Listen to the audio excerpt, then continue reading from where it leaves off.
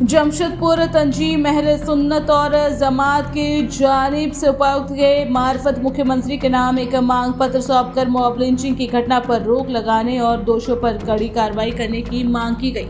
उपायुक्त कार्यालय पहुंचे उलेमा की जमात में कई मस्जिद के इमाम मौजूद थे। ये सभी लोग राज्य और देश में हो रही मॉब लिंचिंग की घटना पर रोक लगाने की मांग कर रहे हैं। वहीं इस संदर्भ में जानकारी देते हुए मौलाना शमशादुल कादरी ने कहा कि पिछले दिनों कोडरमा में इमाम मौलाना साबुद्दीन को मॉब लिंचिंग कर मौत के घाट उतार दिया गया था, मगर अब इस घटना का रुख चेंज कर दिया गया है। वहीं देश के अन्य राज्यों में भी एक विशेष समुदाय के लोगों को टारगेट कर मॉब लिंचिंग की जा रही है, जहां हम राज्य के मुख्यमंत्री से पूरी घटना पर रोक लगाने और मॉब लिंचिंग करने वालों पर कड़ी कार्रवाई की मांग कर रहे हैं। करते हैं तो चर्चा नहीं होता। बताइए क्या हो रहा है। झारखंड जो हमारा पीसफुल स्टेट जाना जाता था और यहाँ नेचुरल और प्रकृति की पूजा करने वाले लोग रहते हैं, हर समाज के लोग रहते हैं, हिंदू मुस्लिम आदिवासी सिख ईसाई सब। ये एकदम शांतिपूर्ण प्रदेश था, यहाँ किसी तरह का हेटरेट नफ़रत नहीं थी। लेकिन पिछले चंद सालों से हम देख रहे हैं कि समाज में नफ़रत का जहर घोला जा रहा है, हेटरेट फैलाया जा रहा है और मुस्लिम कम्युनिटी के ख़िलाफ़ ख़ास तौर से मुस्लिम कम्युनिटी को डीह्यूमनाइज़ किया जा रहा है और एंटी इस्लामिक प्रोपेगेंडा किए जा रहे हैं।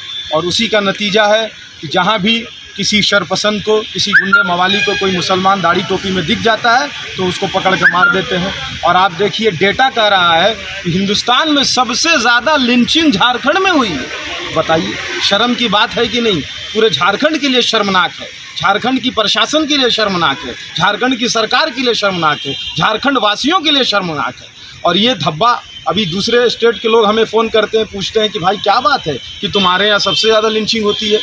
वहाँ तो जो है नफ़रत के सौदागर भी नहीं है, वो तो यूपी में बैठे हुए हैं, दूसरी जगहों में बैठे हुए हैं।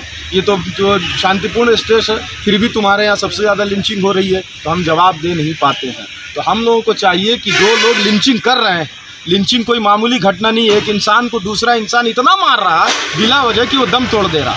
अब बताइए मौलाना शहाबुद्दीन साहब 55 साल से ज़्यादा उम्र नहीं थी उनकी, वो बेचारे मस्जिद के इमाम थे, धार्मिक गुरु थे, उनको मार दिया गया। और अफसोस की बात है कि उनकी बीवी कह रही है कि ये एक्सीडेंटल केस नहीं है, चीख चीख के कह रही है, उनका बेटा चिल्ला चिल्ला के कह रहा है कि ये लिंचिंग है, बाकायदा मारा गया है। जनाजा के वक्त जब गुस्ल दिया जा रहा था तो उनकी पीठ पे डंडे के निशानात थे।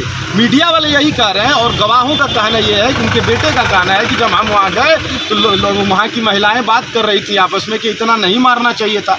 फिर भी जो है वहाँ की प्रशासन कह रही है कि भाई ये एक्सीडेंटल केस है, एक्सीडेंटल केस है। तो हम ये कहना चाह रहे हैं कि एक उच्च स्तरीय कमेटी का गठन हो, एक आला सतही कमेटी का गठन हो और वो जांच करे, बल्कि सीबीआई जांच हो और पता लगाई जाए, हकीकत आवाम के सामने आए कि ये लिंचिंग है या एक्सीडेंट है।